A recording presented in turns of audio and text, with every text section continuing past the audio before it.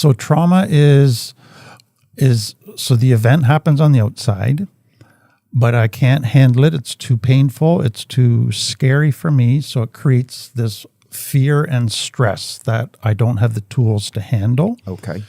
And so as a result of that, since I can't fix it and resolve it, it then wounds me on the inside. And that's the trauma, is what takes place on the inside. Why we call it complex trauma. So it's really mathematical terms. So there's simple math and there's complex math. So simple is one number, complex is more than one. So simple trauma is a one event trauma, a car accident, a rape, whatever. Complex is ongoing danger.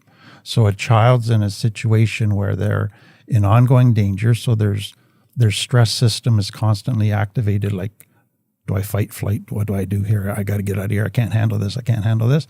So that when a child lives in that environment all the time where they're constantly activated to fight, flight, but if they're too little to fight or flight, then they eventually go, well, I'm shutting her down, freeze. I can't handle this. So they go into this dissociative, let's go into an internal world to protect ourselves and create a fantasy world because it's safe there.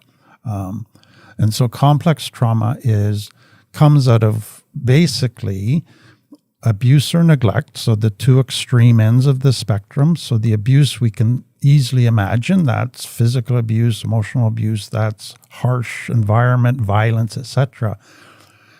But a lot of complex trauma comes out of neglect. And that's the other end of the spectrum where all the physical needs of the child were met, but their emotional needs weren't met. So the abuse trauma, something happens to you. Neglect trauma, something didn't happen to you that should have happened to you.